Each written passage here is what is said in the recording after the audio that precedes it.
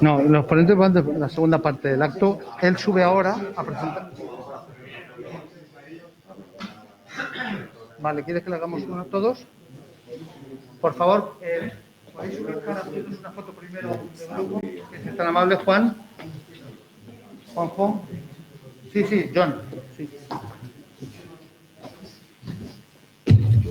Por favor. Dentro. Sí, por supuesto. Estaba cosa por favor.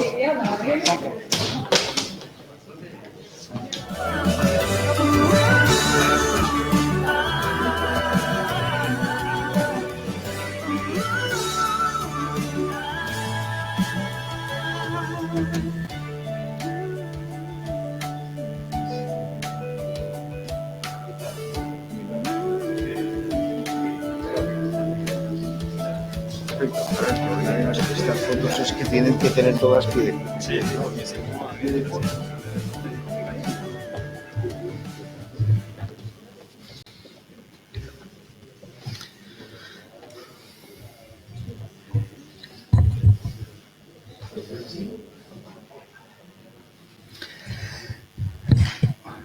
Buenas tardes, bienvenidos al Foro Más Europa, bienvenidos al Club Información.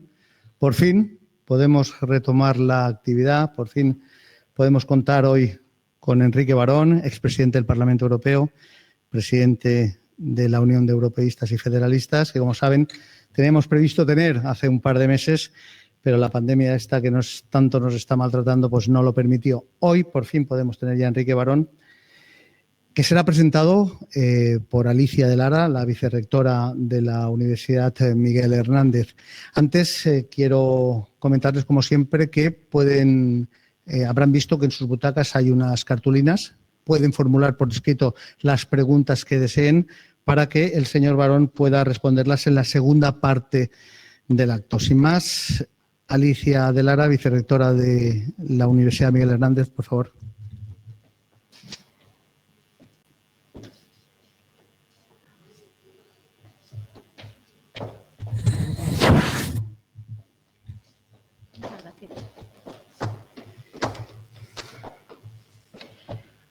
Bueno, pues querido Enrique, Enrique Barón Crespo nació en Madrid en 1944, presidió el Parlamento Europeo entre los años 1989 y 1992, es un gran defensor del federalismo europeo, como ha comentado Toni Cabot, algo que ha dejado patente en títulos como El proceso de la UE como desafío democrático, Europa, pasión y razón, o en una de sus últimas obras, La era del federalismo.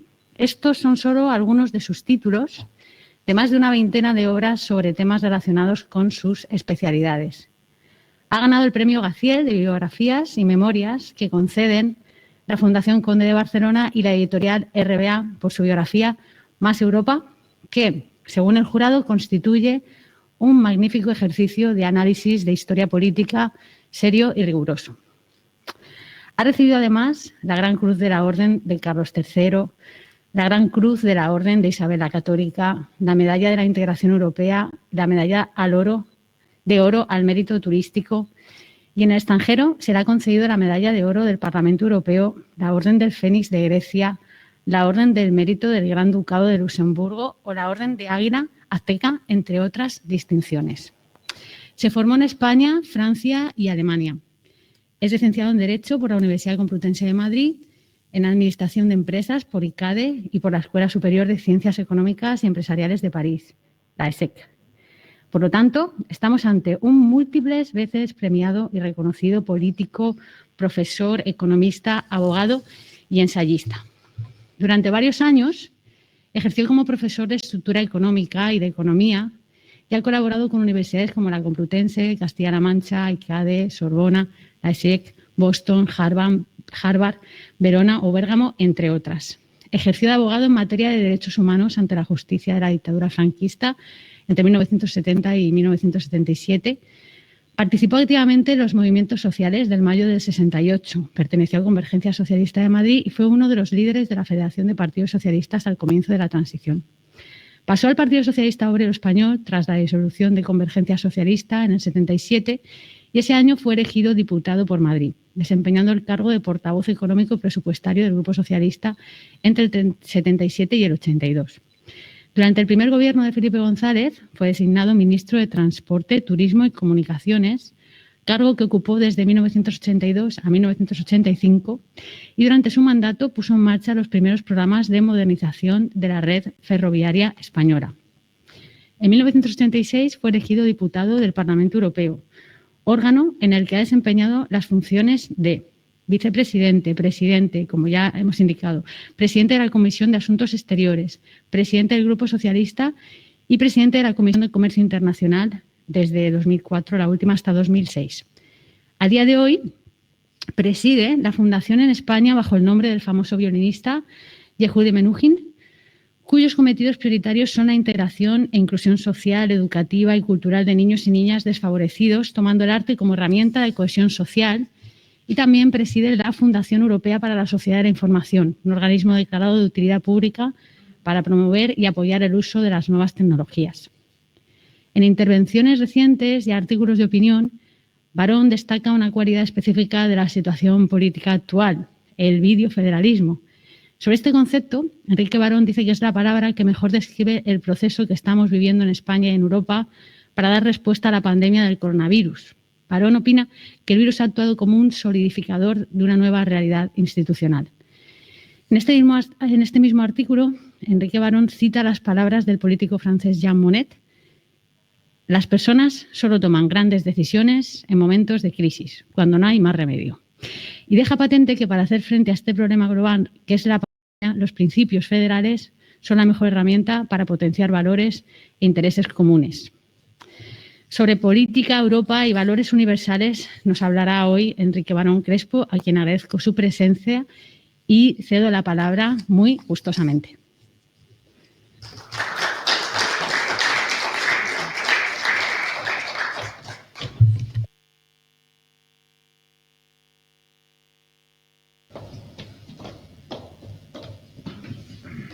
Bueno, buenos días. Me permiten poder hablar sin mascarilla. Estoy inmunizado y además creo que hay distancia suficiente. Y bueno, ante todo, agradecer por su perseverancia a Toni Cabot y al periódico Información por haberme reiterado esta invitación, expresar mi satisfacción personal por encontrarme, aunque sea con mascarilla, con amigas y amigos y compañeros de fatigas con los que me unen pues lazos de muchas aventuras. Y luego, pues, han dicho, y con razón, la vicerrectora, que ha hecho una completísima presentación de mi persona, pues ha mencionado un artículo que publiqué en La Vanguardia al comienzo de la pandemia y que se titulaba Videofederalismo. Y a partir de ahí voy a empezar a describir lo que yo pienso sobre la situación actual y sobre esta propuesta que hago, que es una España federal en una federación europea, que no es una historia de una utopía, porque bueno, yo a lo largo de mi vida personal y de mi vida política lo que he tratado es de aproximarme a la realidad, y se trata de dos cuestiones por las que llevo trabajando pues prácticamente desde que empecé mis estudios universitarios en 1960. O sea, yo digo en mi autobiografía que yo adquirí pues uso de razón política en el momento en el que me comprometí a hacer todo lo posible porque España fuera una democracia y porque nos integráramos en la aventura europea. Es decir, lo que voy a contar está directamente relacionado con esa experiencia. Bueno, ¿por qué hablo de videofederalismo? Y hoy hacemos una excepción porque podemos vernos, ¿no? Pero yo llevo un ritmo, pues, normalmente 1 o 2 webinars por día, y hay días que he hecho 4. O sea, entonces, para mí es como para todos, tiene una cierta emoción el tener una presencia. Pero hay un dato que es muy expresivo de la realidad y con el que comenzaba ese artículo, y es que Bueno, pues desde comienzos del año pasado, desde la pandemia, la realidad española se ha definido por un ritmo en la primera pandemia, pero luego continúa ya casi semanal al principio, pero regular, de reuniones de un componente fundamental de lo que es el federalismo, que son las conferencias de presidentes, empezando por los presidentes de comunidades autónomas con el presidente del Gobierno de España, y luego conferencias sectoriales. Incluso hay algunas, yo diría que como las de sanidad, y que están haciendo horas extraordinarias continuamente, ¿no?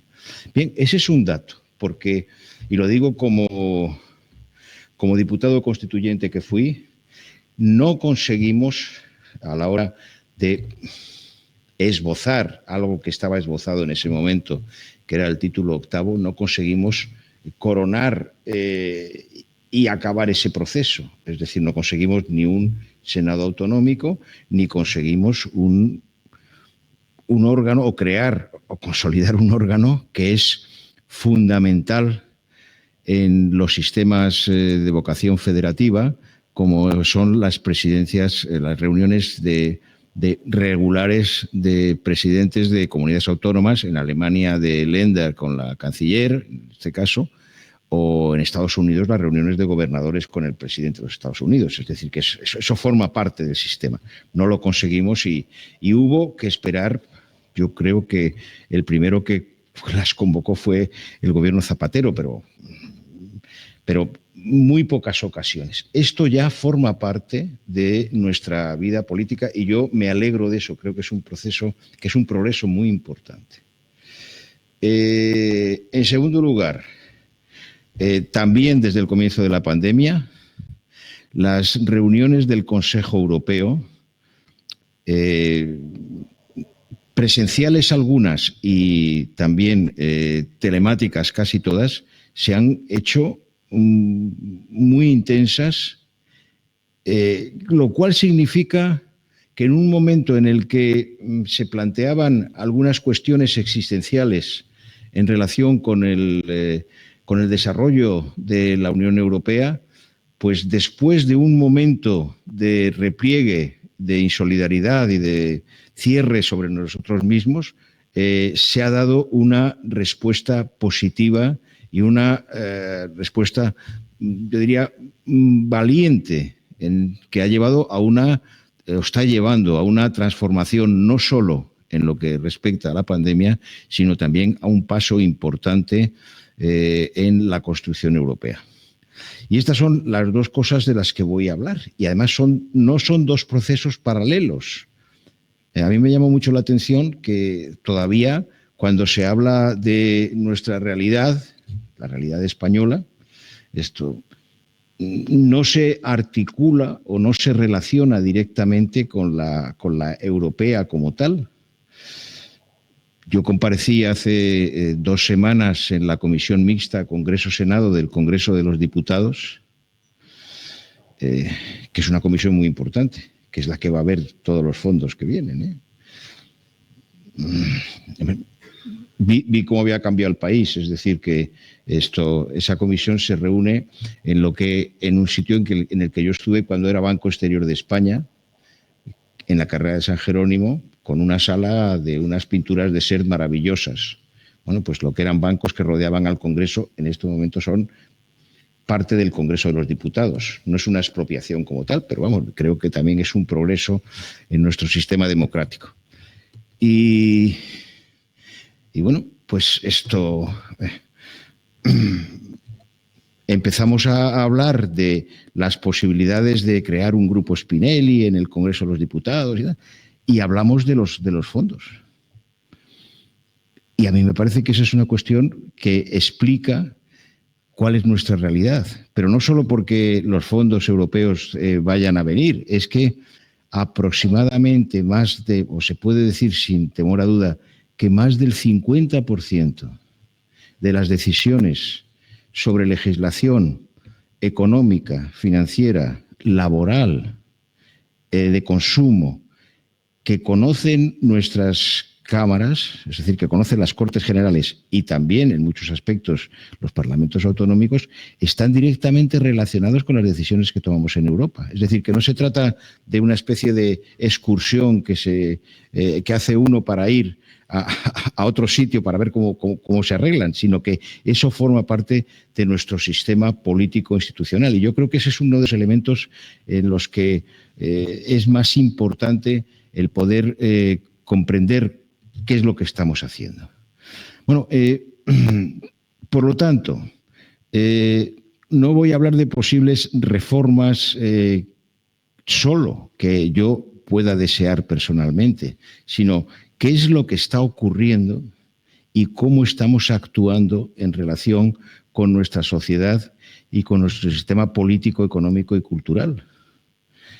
Y no se trata solo, aunque yo sea partidario, y soy diputado, recuerdo que fui diputado constituyente, yo siempre he defendido la reforma de la Constitución porque nos quedamos en muchas cosas a medio camino. Bueno, pues no está mal avanzar, o sea, no hay que darle un valor, diríamos, mítico como si fueran las tablas de la ley. Yo creo que se puede avanzar. Quizá había una profunda desconfianza en nuestras propias capacidades que nos ha bloqueado. Las reformas que hemos hecho hasta ahora todas están relacionadas con Europa, pero sí es muy conveniente incorporar ese concepto que tienen sobre todo los británicos, en ese sentido, que no tienen una constitución escrita, pero todos saben cómo funciona, y que parte de las convenciones constitucionales, las Constitutional Convention. Es decir, ahora mismo, por decirlo en los términos coloquiales en los que se expresa normalmente la gente, estas costumbres, por ejemplo, el que haya conferencias sistemáticas y reuniones de los presidentes y las presidentes de comunidades autónomas con el presidente del gobierno, eso no solo ha venido para quedarse, sino que forma parte ya de nuestro sistema constitucional. Desearía que, por ejemplo, y hablé de lo del Senado, pues que se complementara con reformas y demás. Bien, y en el fondo, ¿qué es lo que significa eso? En el fondo, y por eso los federalistas hemos aprobado, los federalistas españoles y también en relación con los europeos, hemos aprobado un documento de trabajo de posición en el mes de diciembre y que estamos trabajando porque, vamos, y no creo que sea un secreto de Estado que pueda anunciar, no me desmentirá Joan Calabuch, ¿no? Pero que estamos tratando de hacer nuestro próximo Congreso Europeo, esto con permiso de la pandemia, en el próximo verano en Valencia, europeo. Y en este camino, pues hemos planteado un documento de trabajo que es por una federación, en la Federación Europea. Y bien, ¿esto qué significa y qué contenido tiene?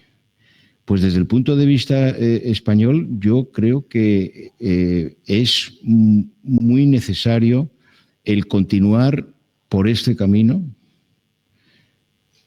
es decir, creando y consolidando instituciones que nos lleven a fortalecer nuestra capacidad federativa, partiendo, porque el federalismo tiene una cosa buena y es que cada uno no es un credo político como puede ser el defender la monarquía o la república. Hay monarquías federales, la belga los belgas son los más expertos en esto, lo han conseguido, es decir, que no se trata de algo que dependa de la forma de Estado.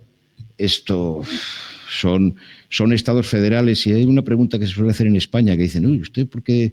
Como si fuera uno de una secta, dicen, ¿usted por qué defiende el federalismo? Que eso es una cosa que disuelve nuestro... ¿No? ¿Usted? Pues resulta que países como los Estados Unidos de América o como Alemania o como Austria, que no son estados fallidos, ¿no? Pues son federales. O sea, que no es una cosa tampoco tan desastrosa, ¿no? Y además, bueno, pues disponen de una lealtad y una capacidad muy grande e incluso, cosa que no se dice, los dos imperios que más federalismo han ido creando a lo largo de la historia son, por una parte, el británico y por otra el hispano. O sea, nunca se dice que México, cuando uno llega a México y ve un peso, es una moneda de los Estados Unidos mexicanos. Argentina es un sistema federal, Colombia es un sistema federal, ¿no? Brasil, en donde estuvo también en vigor la Constitución de Cádiz también, ¿no?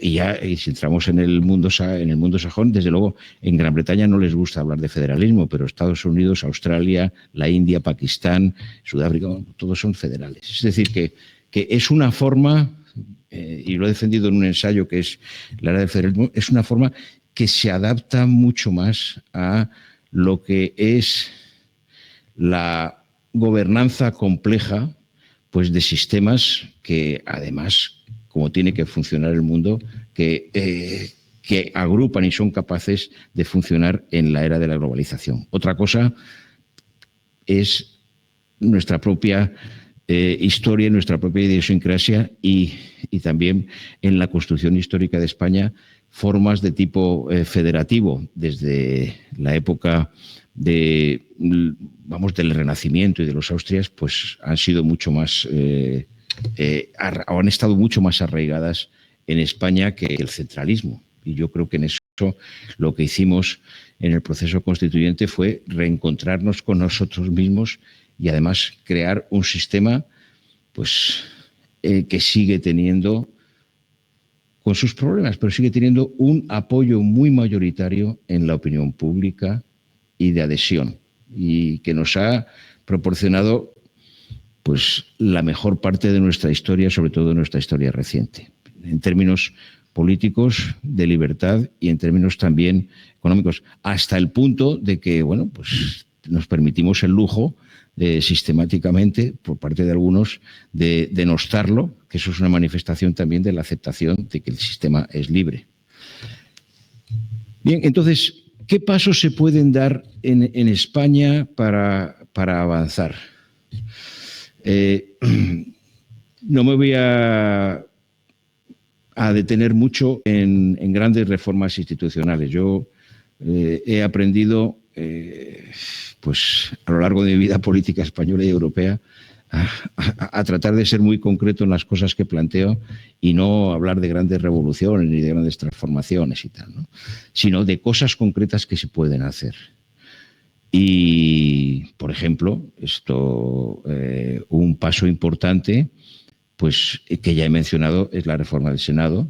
Uno que es muy sencillo y que no nos costaría mucho y que no significa una revolución, es, bueno, por una parte, como han hecho otros países europeos, empezando por Alemania, que fue el gran derrotado en la Guerra Mundial y que ya en la Grundgesetz, el año 1949, decían que querían formar parte de una Europa democrática. Pues no lo pusimos, pero en la declaración de principios, en el prólogo de la Constitución, sería añadir que nosotros somos parte de la Unión Europea y estamos muy orgullosos de ello y queremos contribuir a que Europa sea fuerte. Yo siempre me ha parecido que es el artículo 93 de la Constitución, que nos permite integrar tratados internacionales, le falta precisamente esa expresión política. Y luego, una reforma muy sencilla en el artículo segundo de la Constitución, que no es hablar, bueno, que yo creo que es uno de los artículos más interesantes y que es un trabajo de filigrana de la España formada por nacionalidades y regiones, pues es hacer una enmienda de adición diciendo quiénes somos. Es que la Constitución española no dice quiénes somos, porque no teníamos comunidades autónomas. Todo ese proceso lo hicimos después, que es parte del título octavo, que ya no está en vigor. Esto es como los misiles. El primer cuerpo, que fue todo el proceso preautonómico, ya no está en vigor. Hay una parte de la Constitución que no está en vigor, porque la hemos realizado. Bueno, pues entonces poner en el artículo segundo, añadir quiénes somos, y entonces eso es muy sencillo. Poner a cada comunidad autónoma con la fecha de aprobación de su estatuto. y así sabemos quiénes somos. Bueno, yo creo que esta sería la base precisamente para poder hacer una reforma del Senado que nos dé esta dimensión. Y esto también tiene su importancia, que yo se lo señalaba a los miembros de la Comisión Mixta Congreso-Senado, que ahora mismo son los primeros que van a tener que estudiar y analizar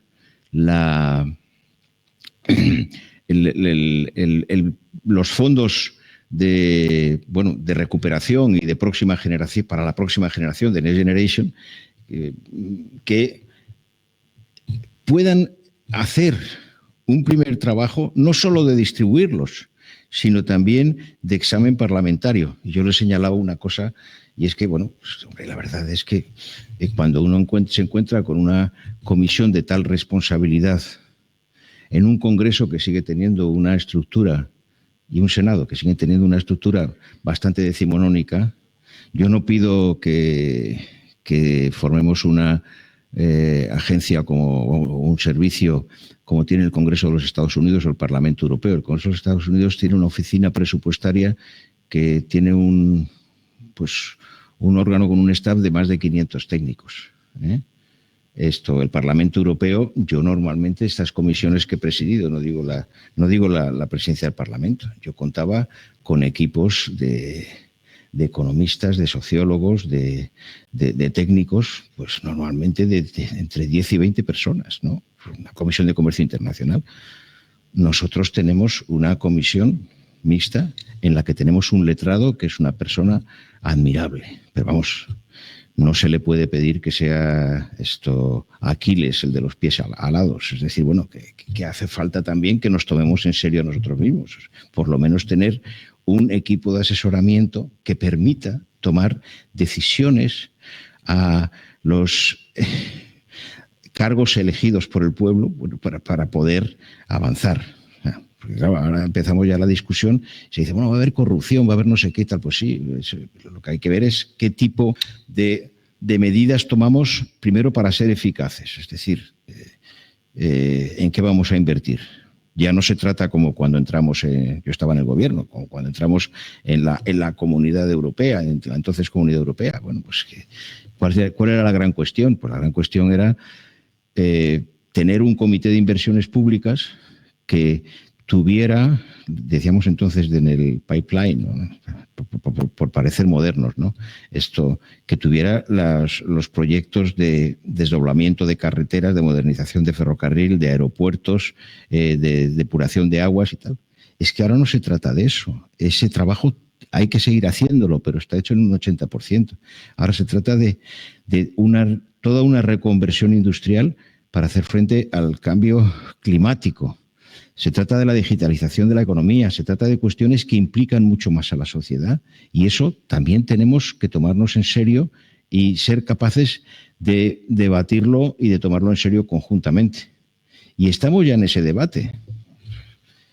Se ha planteado en un tema tan importante como es el futuro del vehículo eléctrico. Pues en este momento, cuando se ha dicho, cuando se ha planteado y se ha anunciado la modernización y la inversión en la SEAT en Cataluña y la construcción de una fábrica de baterías, pues los extremeños ya han planteado que ellos tienen el litio, que también quieren industria. Bueno, pues todo esto es algo que tenemos que acostumbrarnos a que se integren las instituciones y yo creo que ahí es uno de los puntos más interesantes y más importantes. Hay otros muchos, ¿no? Uno de ellos es la puesta al día y toda la renegociación del sistema de financiación y demás, pero vamos, yo en lo que me centro es en lo fundamental desde el punto de vista de un sistema político que funciona, que tenemos que mejorar y que tenemos que ser capaces de darle sus máximas posibilidades en España.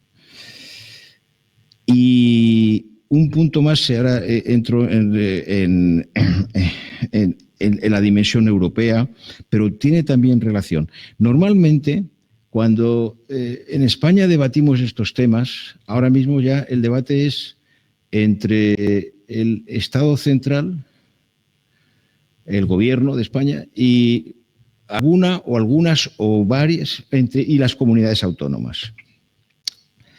Y hay un punto que forma parte de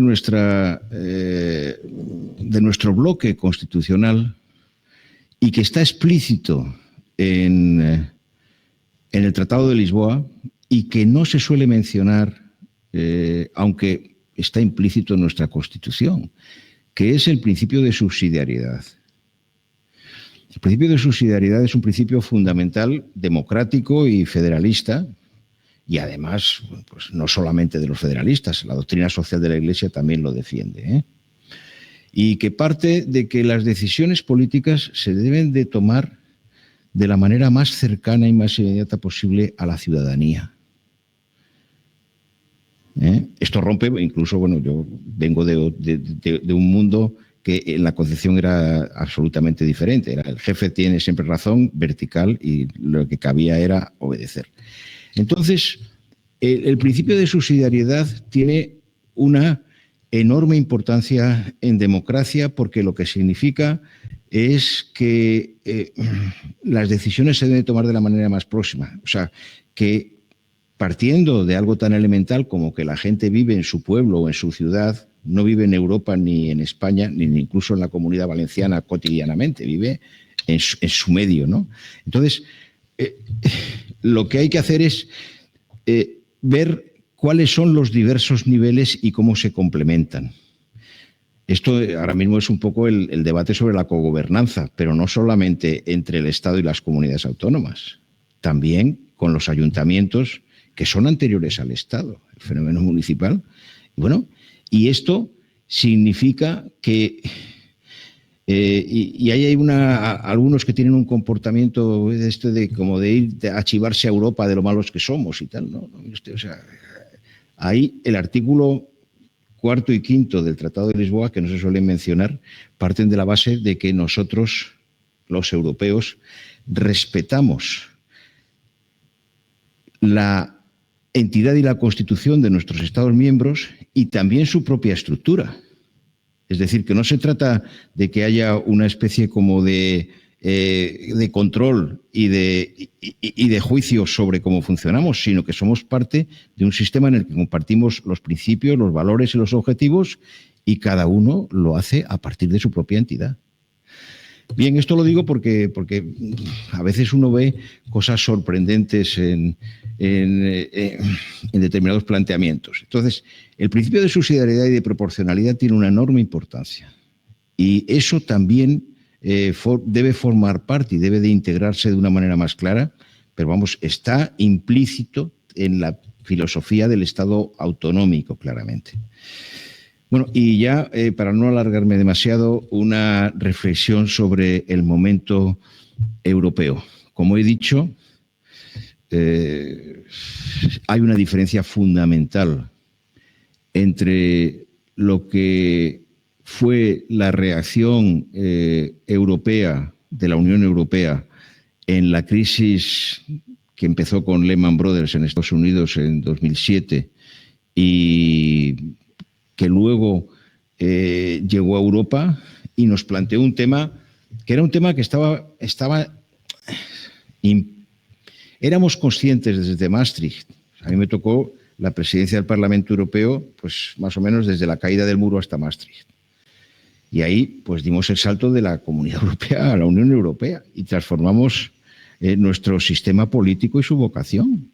Entonces yo recuerdo con el presidente Delors, con Jacques Delors, inmediatamente después de que me tocó abrir el Consejo, la conferencia intergubernamental y el Consejo Europeo, que era lo mismo, en Maastricht, fuimos al Parlamento Europeo a dar cuenta. Y normalmente pues los parlamentarios, si no critican, no existen, ¿no? Forma parte de su trabajo. Y entonces sabíamos que los acuerdos a que habíamos llegado planteaban el problema de la reacción frente a lo que se llama, en términos económicos, una crisis asimétrica. Es decir, que habíamos hecho una parte muy importante, o habíamos decidido dar un paso muy importante en el terreno político, en el terreno económico y monetario, pero que eso no se había asentado, diríamos, sobre una clara estructura federativa. Sí lo es en el terreno monetario. El sistema monetario europeo, es decir, el Banco Central Europeo y el sistema europeo de bancos centrales, es un sistema federal químicamente puro.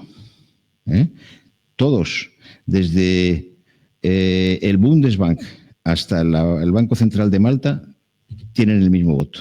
Otra cosa es que luego tengan realidades distintas. Pero vamos, eso está. Lo que pasa es que no dimos el paso en lo económico y eso, pues pasa siempre como en las épocas de vacas gordas, nadie se acuerda. La vicerrectora ha citado a Jean Monnet muy oportunamente. Es decir, cuando te dicen, ¿y ustedes por qué no hicieron la reforma? Pues porque normalmente en la vida esas cosas solo se hacen cuando llega el aviso y que no queda más remedio. Es decir, cuando la necesidad pues te aprieta, ¿no? Y la reacción que tuvo la Unión Europea ante la primera crisis fue una reacción de lo que se llama la política de austeridad, que era una relación, diríamos, procíclica y no anticíclica.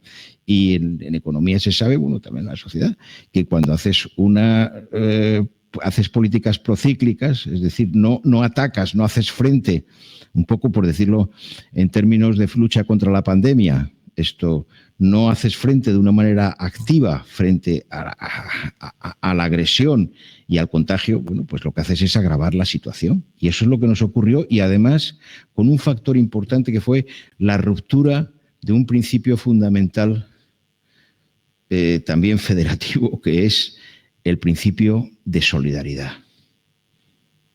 y de lealtad, que se complementan. Pero entonces es lo que nos llevó a una crisis muy profunda que ha durado casi toda la década. Y ahí hay que señalar una diferencia importante en el momento, en la fase actual. La primera es que hay cada vez una mayor conciencia europea de la importancia de que funcione bien la Unión Europea. Y eso ha tenido un resultado muy concreto, y es que en las elecciones de 2019, ya es que no se puede decir el año pasado, de 2019, hubo un aumento medio de participación de 10 puntos, lo cual significa que la ciudadanía, pues y eso se ve en los eurobarómetros regulares, cuando la ciudadanía, cuando tú le planteas en la pregunta a cualquier ciudadano, dices,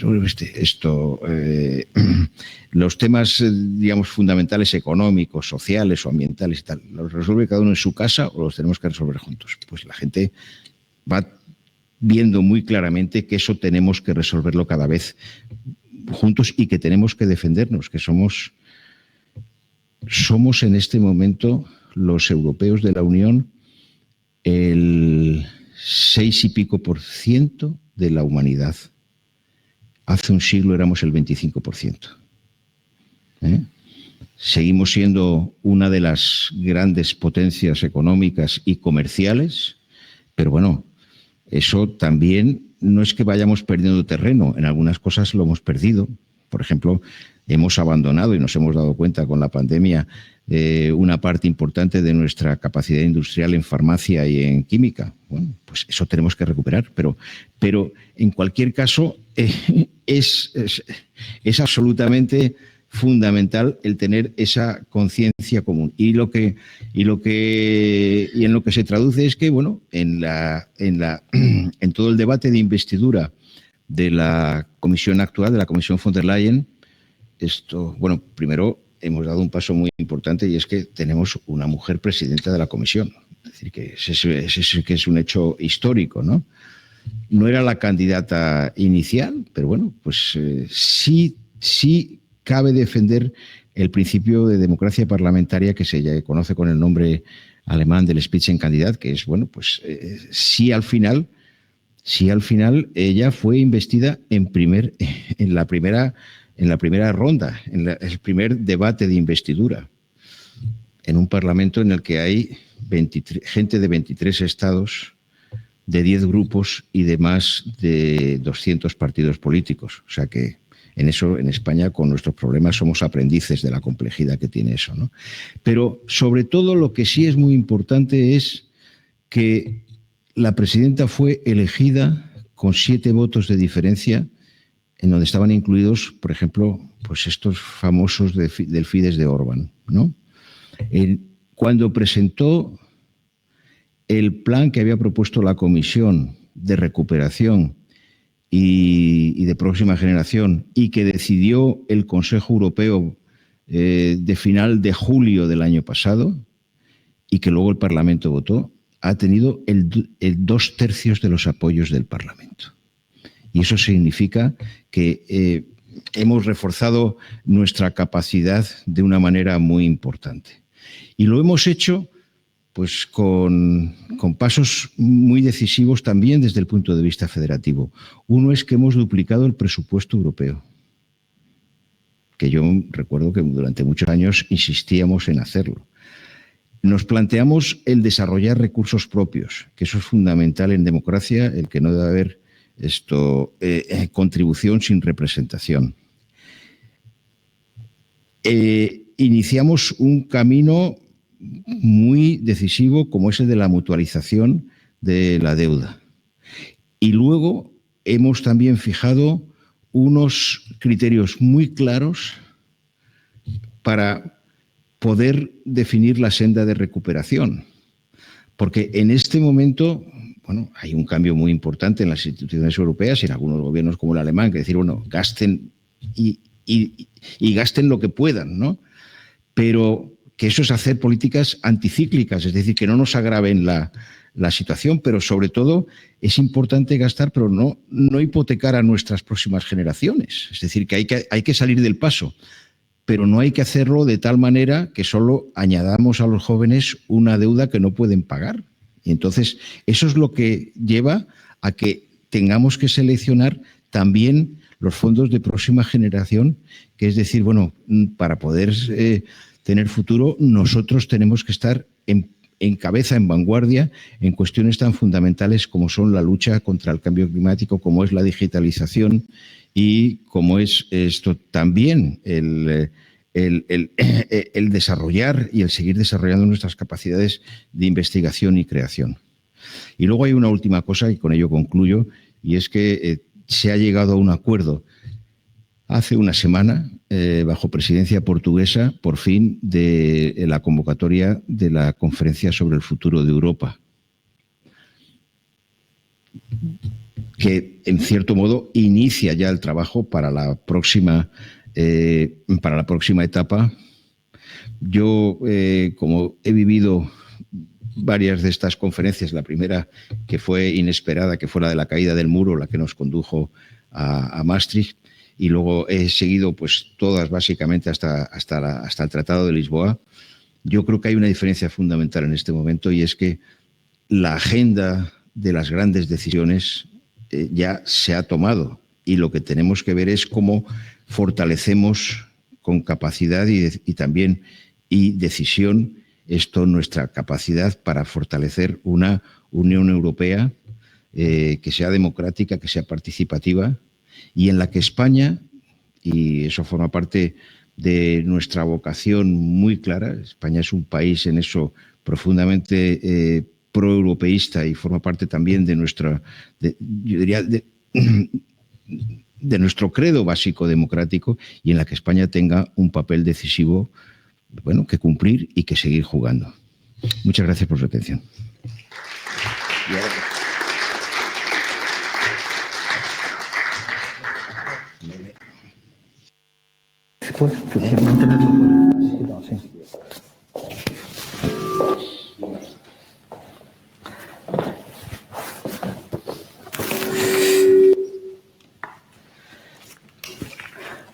Muchísimas gracias, Enrique Barón, por su intervención. Ya tenemos las primeras preguntas que nos han llegado para esta segunda parte del Foro Más Europa en el Mediterráneo, en el que contamos con el que fue también presidente del Parlamento Europeo. Enrique, le preguntan si un aumento, una pregunta de Juan Llopis de la Universidad de Alicante, si un aumento del federalismo en España puede ser un contrapeso al independentismo? Hombre, vamos a ver, a mí es que el independentismo, con todos los respetos, yo creo que en el siglo XIX era una ideología que formaba parte del mundo romántico y que tenía sentido. En este momento estamos en una era interdependiente. Es decir, que la cuestión, vamos a ver, la cuestión es, y yo no lo he planteado solo en mi intervención, la cuestión es cómo podemos ir resolviendo las cosas conjuntamente. Yo no me lo planteo como una reforma del independentismo, ¿no? O sea, sino como una necesidad para desarrollar nuestro propio sistema y fortalecerlo. Vamos, yo puedo decir que yo en eso, cuando nosotros debatimos, y eso fue un cambio cultural muy importante en el mundo del socialismo español, que era más bien jacobino, era un partido, vamos, una tradición obrera. En el proceso de preparación de la transición, la renovación del socialismo se hizo federal. Incluso el Congreso del 76, creo recordar que cuando estábamos haciendo la unidad, ya era un Congreso federal. Es decir, nosotros fuimos a hacer la Constitución defendiendo un sistema federal. Sabíamos que no podíamos llegar a un acuerdo por diversas tradiciones y sobre todo por los sectores más conservadores, que les parecía que el federalismo era una especie como de elemento disolvente y demoníaco. Entonces, bueno, incluso hay un momento en el que yo recuerdo siempre a un carísimo amigo que es democristiano, que es demócrata cristiano, Óscar Alzaga, que fue también. Y él me decía siempre, y me lo ha dicho en debates en televisión, y bueno, dice, pero si vosotros tenéis la enmienda federal, que es verdad, la enmienda, yo la he revisado, la enmienda 358 nos hubiera dado un título octavo mucho más suave. E incluso hay algunos de los que estaban allí, que venían de UCD, decían, hombre, pues podíamos haberlo hecho.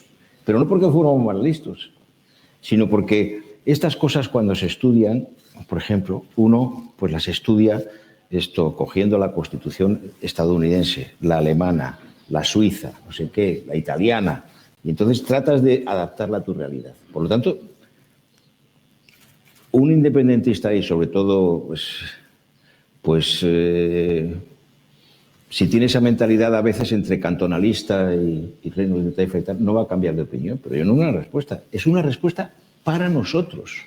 Y la prueba, por ejemplo, es que ahora mismo, en lo que es la Unión de Federalistas de España, hemos llegado a un acuerdo, que yo estoy muy orgulloso, con la incorporación de lo que era originariamente federalistas de esquerras en Cataluña, porque Cataluña tiene una enorme tradición federalista, que viene pues de antes de Pi Margall, ¿no?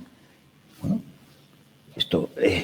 y en Cataluña hay mucha presencia federalista. En este momento en el País Vasco hay un proceso muy importante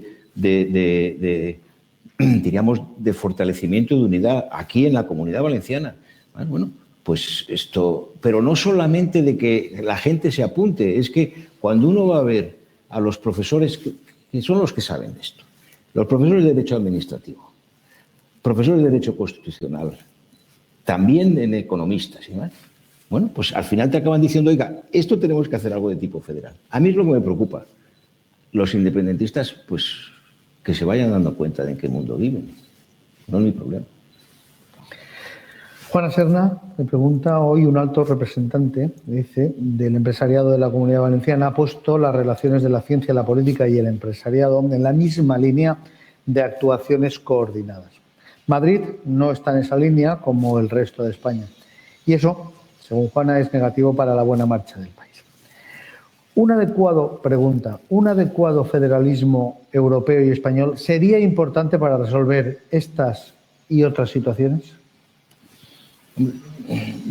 Yo cuando vengo a la Comunidad Valenciana recuerdo siempre mis primeros pasos como profesor de economía, pues, una época también ya prejurásica, ¿no? Parque Jurásico. Y hay una cosa que nos decían nuestros profesores, Fuentes Quintana, Vicens Vives, y es que en España la única región que desde mediados del siglo XIX o desde el siglo XIX ha trabajado con precios internacionales y en mercados internacionales ha sido la Comunidad Valenciana. Es decir, los acuerdos políticos y económicos de la Restauración, porque aquí siempre hacemos tabla rasa con el pasado, pero el régimen en el que la siderurgia y la banca vasca, el textil catalán, el cereal y el vino y la castellano y andaluz forman un sistema con elevadísimos aranceles y de protección, que eso fue toda la Restauración, fue hasta el final del franquismo, la única región que normalmente trabajaba esto, bueno, pues era Valencia. Vamos. Y yo recuerdo, siendo joven estudiante en París, que me quedabas asombrado porque te costaba muchísimo, pues por ejemplo, llegar a Francia y llegabas a la Porte Maillot en París y había autobuses que iban a muchos pueblos de Valencia. Y basta con ver los mercados centrales de casi todas las capitales europeas, la presencia que han tenido los exportadores valencianos. Entonces, yo desde ese punto de vista creo que esta es una comunidad que ha estado siempre muy abierta y que ha trabajado y con un enorme dinamismo y una enorme capacidad. Y no lo digo por dar jabón, o sea, es un hecho. Bien, yo creo que en eso hay que trabajar. Ahora, desde Madrid, desde Barcelona, pues yo ese tipo de cosas, desde Madrid unos sí, otros no, pero sí o desde Barcelona o desde Bruselas. Pero lo que hay que hacer es saber qué es lo que se quiere y cómo lo tiene que defender uno. Bien. Y yo creo que aquí hay activos en los que hay capacidad para poder defender. O sea, que no solamente decir que hay que traer la Ford.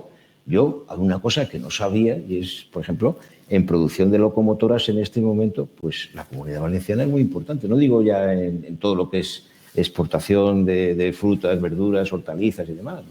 Bien. Pues hay que seguir por ese camino, ¿no? Luis Almarcha le pregunta, ¿el Estado federal es una prolongación del de las autonomías o supone una ruptura y una necesidad de modificar el título 8º de la Constitución? De implantar ese federalismo, ¿sería más fácil la formación de un Estado ibérico con la incorporación de Portugal e incluso de Gibraltar? Bueno, vamos a ver, por partes. Por partes.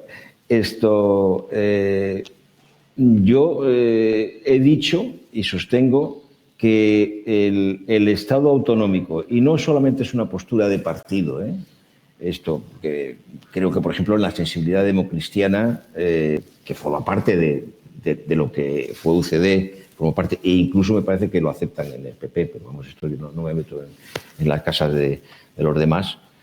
Son claramente federalistas, incluso algunos de sus líderes valencianos que se pronuncian, no es una cosa que diga yo. Yo he participado con García Margallo en la presentación de mi ensayo, además le conozco bien, y ahí estoy con González Pons, tal. Es decir, el Estado autonómico es nuestra forma de hacer nuestro federalismo. Y entonces no es una ruptura, sino que es acabar el trabajo que no se ha acabado. O sea, el título 8º de la Constitución. El título 8º de la Constitución, yo lo he explicado, es decir, que la mitad del título 8º de la Constitución, que es la creación y el desarrollo de las preautonomías, ya no está en vigor. Hombre, pues a ver si nos damos cuenta, ¿no? Es decir, que no se trata de reformar y de empezar de nuevo, sino que ya hemos hecho una parte del trabajo. Nos falta otra. Y hay una que me alegro de que se haya puesto en marcha y que esté ya arraigada, que son las conferencias sectoriales y las conferencias de presidentes, que eso está muy bien, pero hay que dar el paso del Senado. Y no lo digo yo, lo dice el Consejo de Estado, ya para no hablar de partidos políticos ni de programas, el Consejo de Estado en su dictamen sobre la Constitución del año 2007, que ahora que se ha hablado de los dictámenes del Consejo de Estado, conviene que se lean todos, que no se lean algunos solo, y ese es muy bueno, ¿eh? Bien, entonces no es una ruptura, es acabar el trabajo que debemos de acabar porque, bueno, pues por una vez hemos roto con esa costumbre de cada 30 o 40 años empezar el libro del Génesis de nuevo, de que no vale nada, ¿no? Pues mire usted, pues esta Constitución está muy bien, pues ¿por qué es reformable? Y luego hay una segunda parte de la pregunta que ya es mucho más ambiciosa. ¿Se puede ir a una federación ibérica con Portugal? Yo esto lo he hablado mucho con nuestros amigos, vecinos y hermanos portugueses, empezando pues por Mário Soares o por Saramago, que era un buen amigo, y además incluso con muchos líderes. Antonio Costa fue diputado europeo conmigo, o sea, muchos años, ¿eh? Bien, Mário Soares decía, cuando le hicieron doctor honoris causa en la Universidad de Salamanca, dijo, bueno, es la primera vez desde 1200 que portugueses y españoles estamos juntos en todas las grandes alianzas y estamos muy a gusto, ¿no? Bien. Bueno, pues se puede decir que a mí me gustaría eso, pero prefiero que lo digan los portugueses, que siempre es un tema a debatir, pero vamos, bien, no creo que sea un tema inmediato y sobre todo me preocupa o me ha preocupado mucho más el cambio cultural tan importante que se ha producido en España, especialmente en algunas comunidades. Si, por ejemplo, alguien tiene curiosidad por releer La familia de Pascual Duarte, de Camilo José de Cela, portugués es casi equivalente a algo relacionado con un insulto. Hoy en día uno va a Extremadura y tienen una expresión maravillosa que dice, eres más cumplido que un portugués. Bueno, yo la verdad una de las reformas que haría en España pues es poner maestros portugueses para que nos enseñen a hablar con cortesía y educación. Cosa que no estaría de más, ¿eh? Porque la verdad es que en esto no tenemos lecciones que dar. Sobre el caso de Gibraltar yo me he pronunciado también recientemente con un artículo que se llama Gibraltar Europeo, después de visitar el Peñón en 2 o 3 ocasiones y de presentar precisamente el libro del federalismo en el Macintosh, que es el Centro Cultural de Gibraltar, y vino Picardo y medio gobierno, ¿eh? Bien, yo en eso sigo defendiendo lo que defendimos en el primer gobierno González, cuando Fernando Morán, en nombre del gobierno, abrió la verja y empezamos a hablar con los británicos. Yo ahí creo que lo que hay que hacer es no plantear viejas batallas de siglos, lo que hay que hacer es ir a normalizar una situación teniendo en cuenta las opiniones no solo de las 2 potencias que hicieron la guerra de sucesión en 1700, sino también pues, de los gibraltareños y de la gente y de los andaluces y sobre todo de los de la zona, ¿eh? Bueno, es que para entender las cosas es que uno dice, bueno, no sé qué Gibraltar, es que el hombre de Picardo que se ocupaba de poner de medio ambiente todos los bloques, diríamos, en toda la lucha esta por frenar o por poner dificultades al contrabando y no se quitan nada, es un gibraltareño, pero es el hijo de un banderillero de la línea. Que es que no son los nobles británicos los que están ahí, ¿eh? Bueno, es que también hay que tener en cuenta eso. Y yo siempre he sido partidario de buscar una solución y en este momento los gibraltareños que votaron en referéndum en torno al 2005, cuando Aznar y Blair, en esto defiendo a Aznar, cuando Aznar y Blair casi llegaron a un acuerdo de cosoberanía, y se hizo el referéndum, el 95% votó en contra, el 95% ha votado en contra del Brexit. Bueno, pues tienen que encontrar una manera de salir del estatus colonial y de incorporarse a Europa. Creo que hay que ayudarles, ¿no? José María Perea, periodista del Pregunta España, colabora con Francia militarmente en el África subsahariana. Y la pregunta es, ¿para cuándo una acción franco-española en el Magreb apoyada por la Unión Europea? Bueno, vamos a ver, o sea, yo... es una propuesta un poco fuerte. ¿Por qué?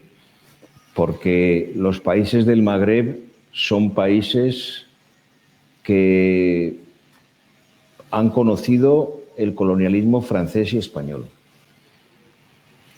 Yo venía leyendo en el tren las últimas declaraciones de Macron en relación con la guerra de Argelia, porque está pidiendo perdón. En el caso de España, Marruecos es un elemento muy sensible, que también sufrió pues el colonialismo francés y el español. Yo, además, bueno, y no, si nos podemos extender a Mauritania, está Túnez también, que es un país muy importante y además que se siente muy próximo a nosotros. Yo no creo que debe haber una política militar franco-española en el Magreb. Sí creo que es muy importante porque además, y es un punto de información, en este momento Marruecos, que también tiene su entidad y su política exterior, Marruecos pues es uno de los países que está formando más policías y guardias pretorianas en África, O sea que no se trata solamente de un tema, diríamos, cuasi colonial. Marruecos es un país que cuando uno va a Costa de Marfil, cuando uno va a otros países africanos, Marruecos tiene ya una potencia en eso, económica y demás, que hay que tener muy en cuenta. Y desde luego, lo último que podríamos hacer es plantear, y existe la Organización de Estados Africanos, la Organización de la Unidad Africana, plantear una situación, diríamos, de una pretensión colonial. Otra cosa es que nosotros, a través de la Unión Europea, que se dice en la pregunta, planteemos y desarrollemos una política que sigue mucho lo que España, una política iniciada por España, sobre todo después de la primera llegada masiva a Canarias en 2007, que es el fortalecer a todos los sistemas de policía aduanera, de equipamientos y demás, y de colaboración, que es lo que hemos estado haciendo, y luego favorecer también y ayudar a políticas que se llaman, bueno, de migración golondrina, de ida y vuelta y tal, y de poder hacer frente a eso, pero fortaleciendo a los africanos. Yo eso sí soy muy claramente partidario, pero desde luego no creo que, vamos, me parecería suicida que franceses y españoles volviéramos a empezar a plantear una intervención directa en el Magreb, sin tener en cuenta, bueno, pues que son países además tan orgullosos que no hay relaciones entre Argelia y Marruecos. Las hay, pero la frontera está cerrada. ¿Cómo se entiende, le pregunta al señor Barón, en Europa, que la mitad del gobierno español vote en contra de la reclamación de la justicia española para levantar la inmunidad de Puigdemont? Pues bueno, en primer lugar, la mitad del gobierno español no ha votado en contra. No, vamos a hablar con propiedad. Ha habido votos diferentes de diputados y diputadas del Parlamento Europeo. Bien, yo en mis 23 años de servicio en el Parlamento Europeo, pues he vivido muchas situaciones complejas de este tipo. No es la primera. Sobre todo hay países que somos más especialistas en eso. Italia, Francia, España, lo cual no hablo muy bien.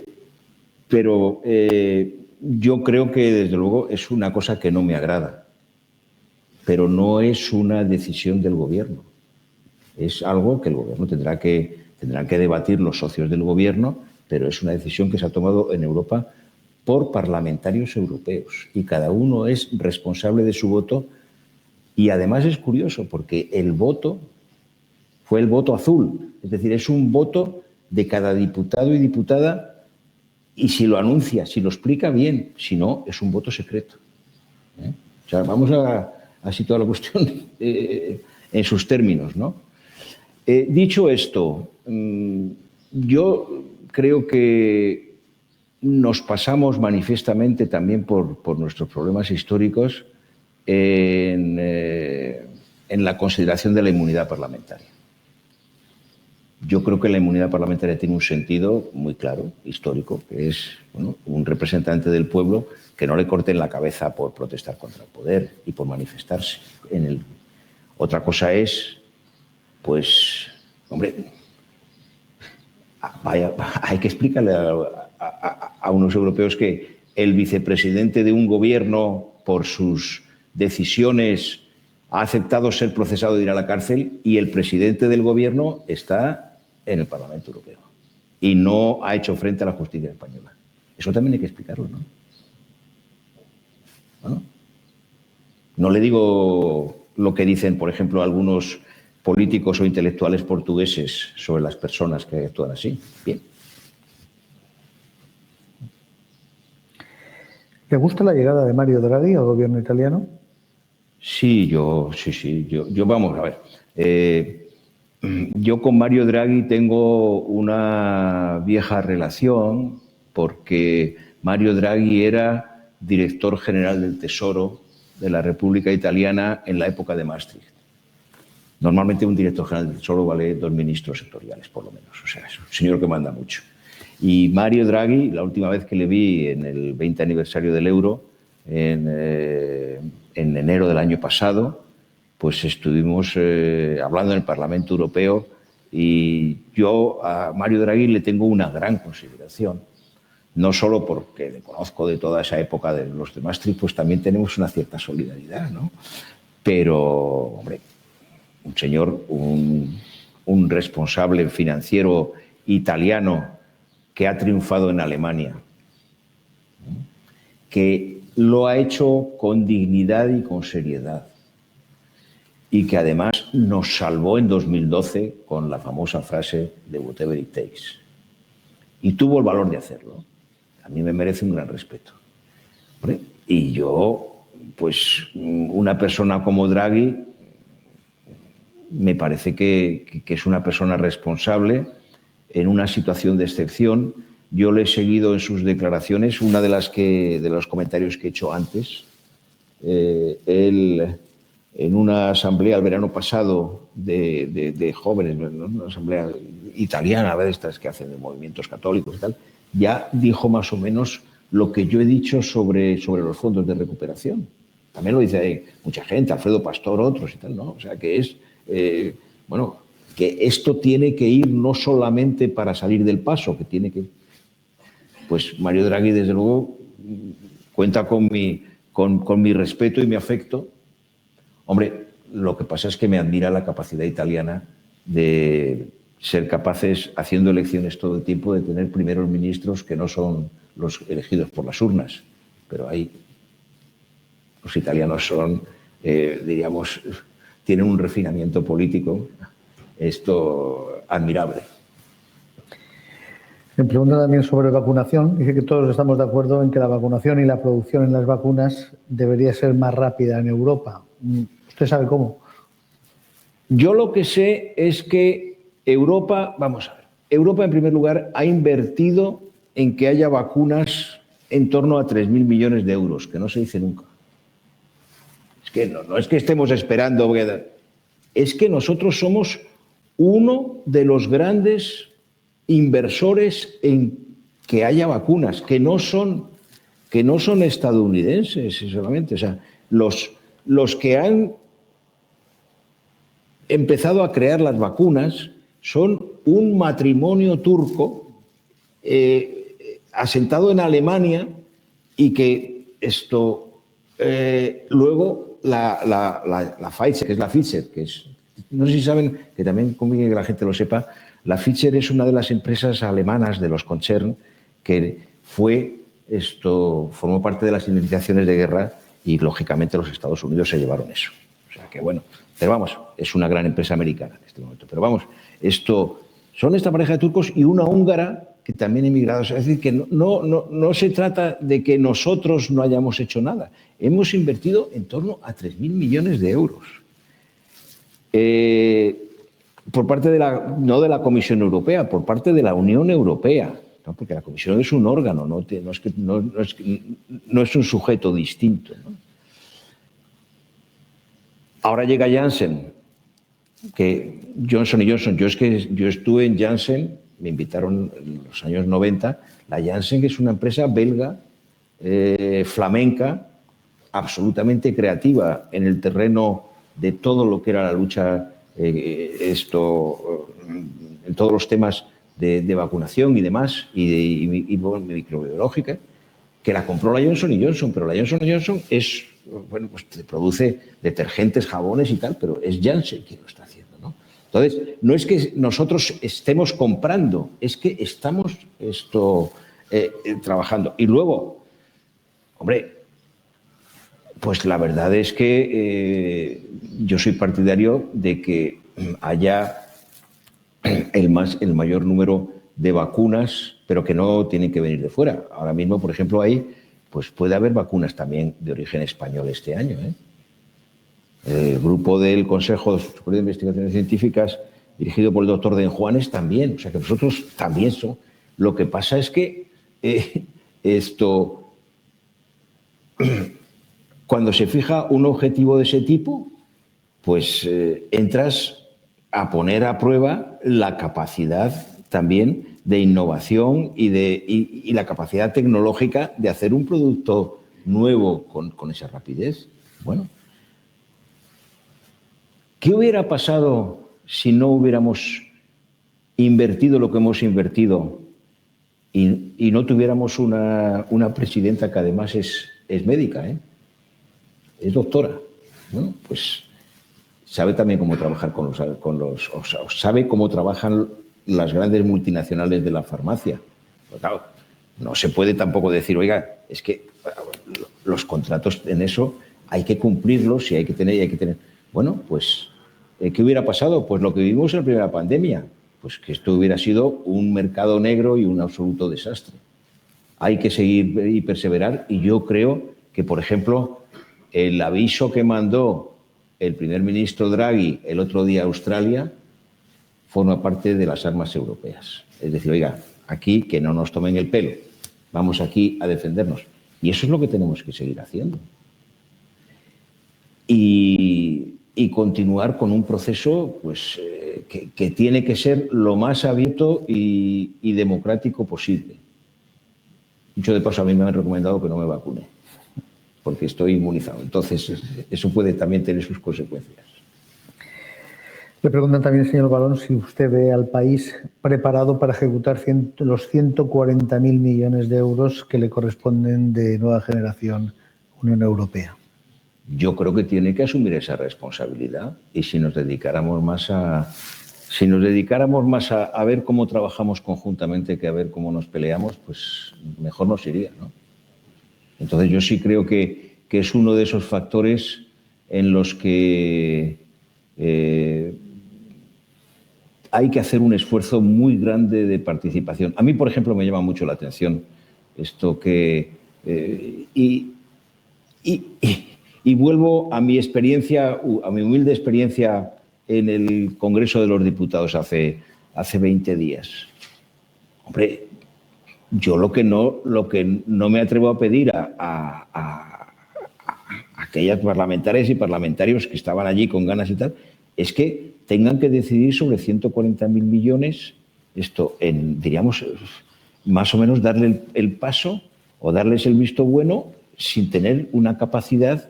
Y eso no solamente es el Parlamento, eso tiene que formar parte de un acuerdo muy amplio en el que estén las fuerzas económicas, empresariales, comerciales, sindicales y demás. Esto que sea y también con los gobiernos de las comunidades autónomas. Y eso exige un esfuerzo, diríamos, muy unitario y participativo, con un punto que no se suele hablar, y que forma parte también de uno de nuestros problemas que no hemos sido capaces de resolver. Y es que somos un país que sistemáticamente no aprovecha y no desarrolla su capacidad humana. Un país que tiene, en promedio, salvo en algunos momentos muy buenos, en todo lo que es nuestra democracia, que el paro está en torno al 10%, en promedio lo supera. Es que no lo hacemos bien, pero no solamente en el sistema productivo, también en el educativo. Y ahí tenemos que hacer un esfuerzo especial. Países como Alemania, Países Bajos o Finlandia seguirán vigilantes a reformas como las pensiones o la reforma laboral, que levantan polvo entre los dos socios de gobierno. ¿Se pondrán de acuerdo PSOE y Unidas Podemos para sacarlas adelante?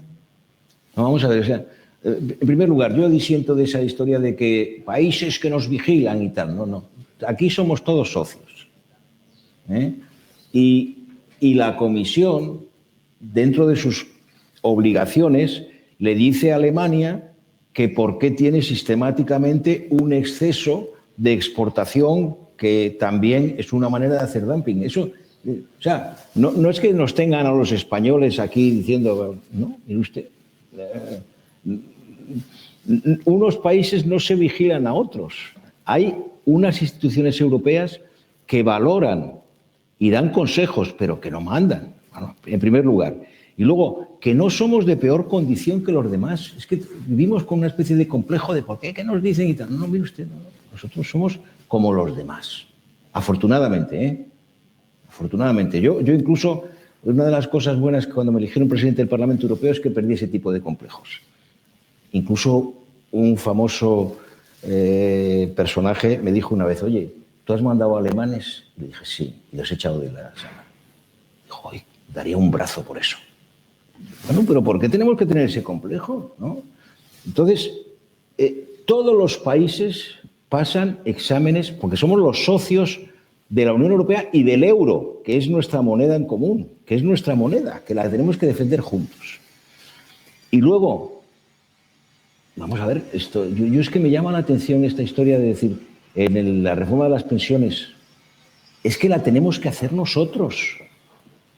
Pero no porque nos lo digan los daneses o los alemanes, es porque tenemos que hacer una operación en la que vamos, y la solidaridad intergeneracional es la que fundamenta los sistemas de reparto, podemos cargar sobre las generaciones futuras nuestra salida del paso. Bien, el Pacto de Toledo yo creo que es una de las cosas mejores que hemos hecho en democracia. Hay que seguir por ahí, pero es absolutamente distinta una sociedad en la que la gente se moría a los 60 o 65 años que una sociedad en la que la esperanza de vida está en torno a los 80. Pero es porque lo tenemos que hacer nosotros, no porque nos vigilen. Es una cosa... La reforma laboral, no, esto no son las tablas de la ley. En este momento, ¿el teletrabajo es una reforma laboral o no? Digo yo. Es decir, en la práctica. En la práctica sí, evidente. Bueno, entonces, es que no toquen la reforma. No, señor. O sea, por ejemplo, el problema que tenemos en España, pues ya digo, el teletrabajo, la eventualidad, la misma administración, utilizando interinos y no consolidando. Pero esto... ¿No conviene mejorar la condición de la mujer, que es la que más ha sufrido en todo este proceso? ¿O es que eso se congeló en un momento y no se puede tocar? O sea, vamos aquí a razonar un poco, ¿no? Es decir, es que eso tenía que ser un objetivo continuo. Un tema, y me he referido a él indirectamente antes, es que no somos capaces... Nosotros había una cosa que venía del pasado que era el aprendizaje.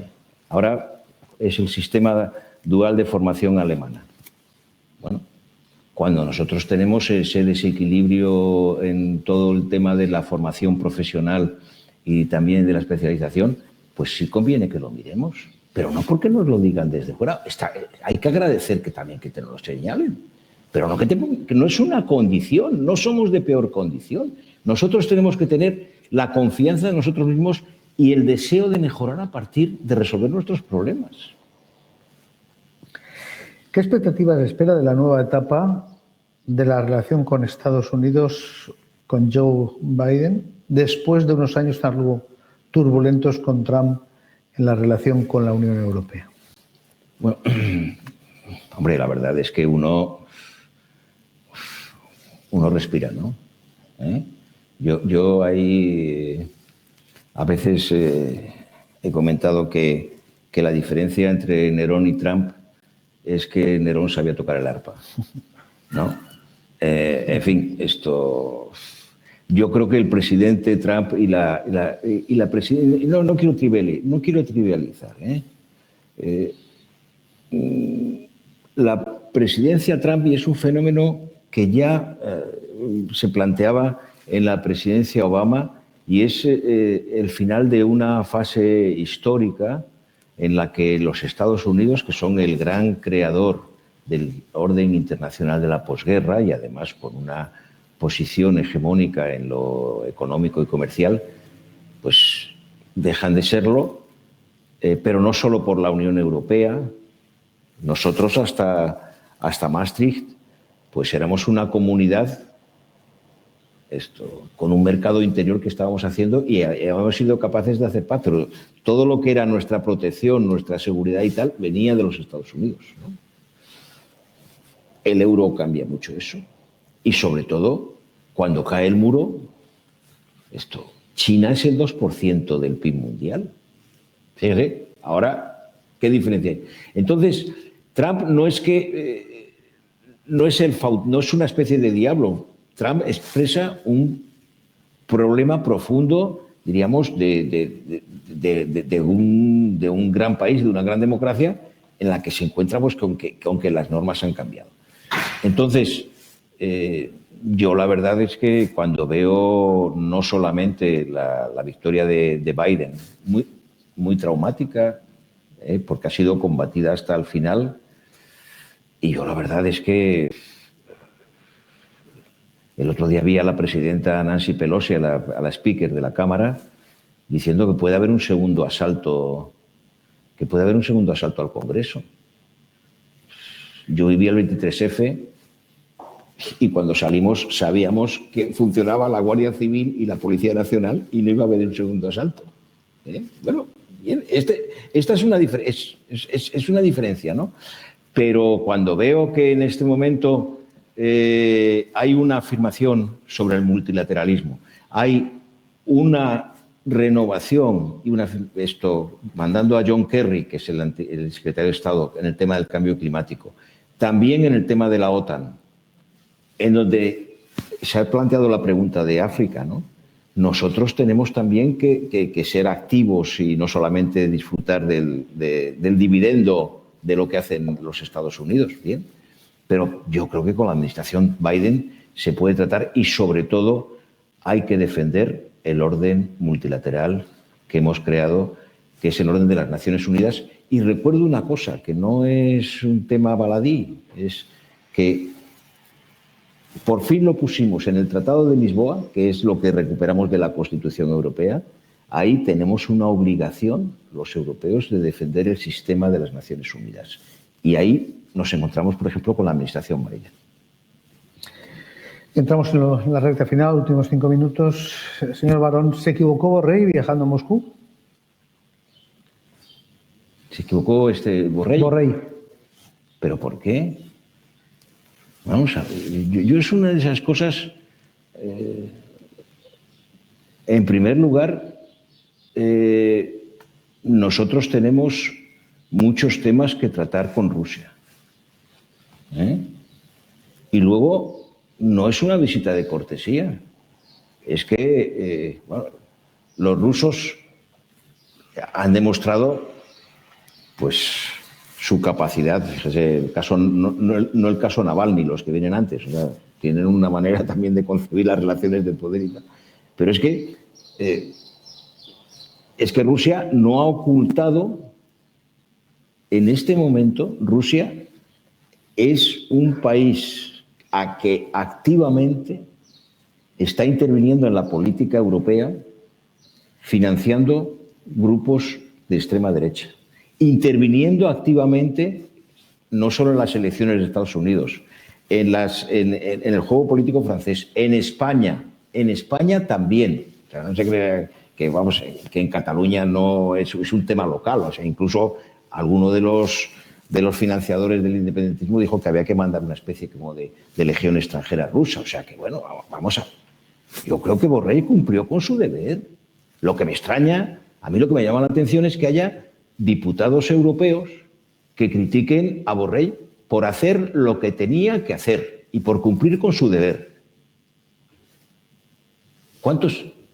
En caso contrario, ¿cuántos diputados rusos protestarían?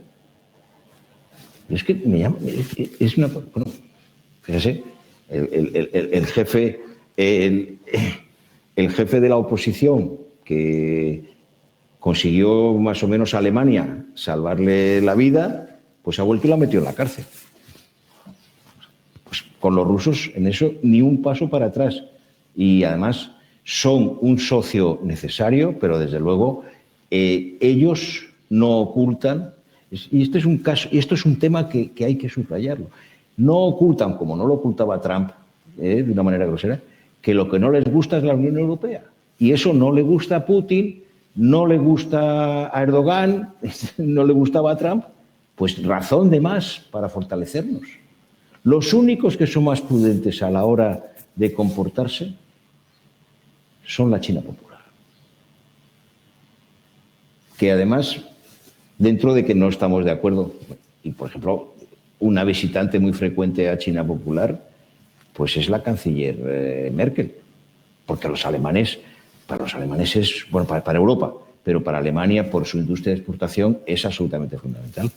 La señora Merkel, muy discretamente y lo que sea, el tema de derechos humanos y lo plantea siempre y luego, bueno, pues a lo nuestro, pero se plantea. Yo ahí no acabo de comprender por qué se plantea que Borrell no tenía que hacer lo que hizo y lo debió de hacer. Como político experto y veterano, le preguntan qué escenario prevé en Cataluña con el nuevo gobierno que pretende Esquerra Republicana. Es que no hay gobierno todavía, ¿no? Está en funciones.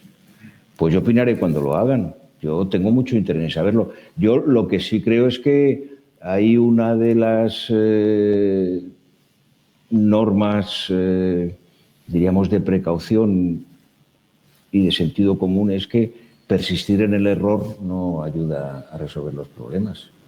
Yo creo que la sociedad catalana necesita tender puentes, necesita encontrarse y, sobre todo, necesita hacer frente a sus problemas. O sea, que una sociedad y una comunidad pujante, con un nivel cultural muy importante, con una capacidad económica y tal, bueno, que en los últimos 10 años esté, digamos, encenagada en esta situación, pues a mí me produce una profunda tristeza.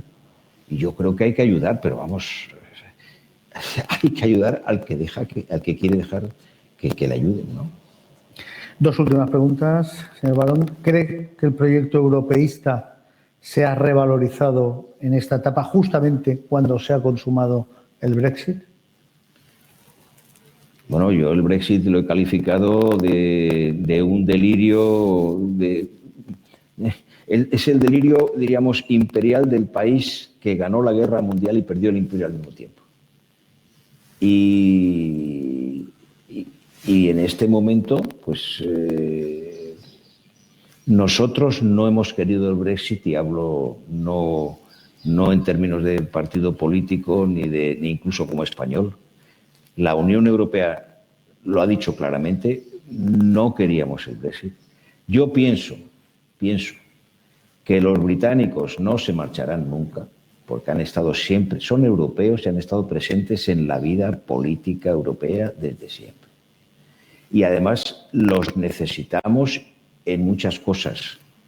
Por ejemplo, en todo lo que es seguridad, en ciberseguridad, en relaciones económicas y comerciales. Otra cosa es, bueno, pues que no se puede, que en democracia tú no puedes tampoco obligar a los demás, pero vamos, yo no creo que sea responsabilidad nuestra. Es decir, no se ha echado a los británicos.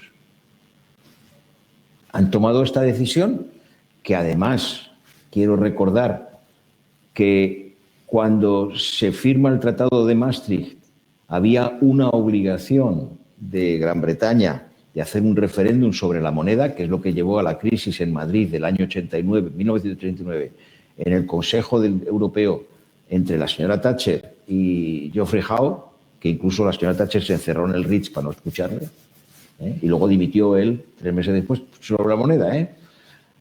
Había un compromiso de hacer ese referéndum, lo intentó Tony Blair, Gordon Brown no le dejó, no lo quiso, no vio el momento y no lo hizo.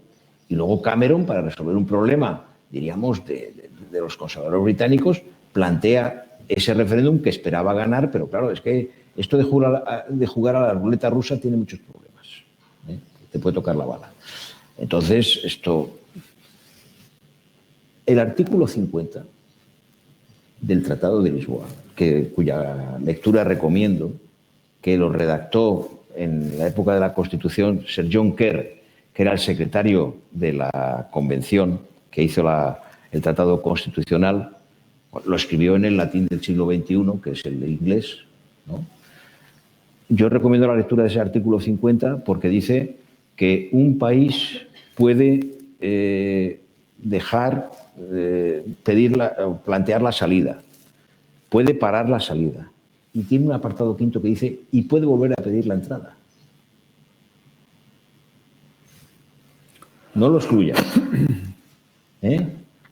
Como se dice en valenciano, no, ya parlarem, ¿no? Ya parlarem. Ya parlarem. Última cuestión, señor Barón. ¿Cómo prevé la recuperación tras la pandemia? ¿Puede aumentar la desigualdad en Europa? Puede aumentar. Puede aumentar está aumentando en este momento la desigualdad entre clases sociales y entre grupos. Está aumentando, por ejemplo, en la brecha de género. Hay gente que se está forrando y gente que se está arruinando. Y entre países lo que tenemos que hacer es combatir eso y salir de la manera más solidaria posible. Enrique Barón, expresidente del Parlamento Europeo, presidente de Federalistas y Europeístas, muchísimas gracias. Gracias a ustedes por aceptar la invitación del Más Europa y también muchísimas gracias a todos ustedes por su presencia. Hasta la próxima. Muy bien.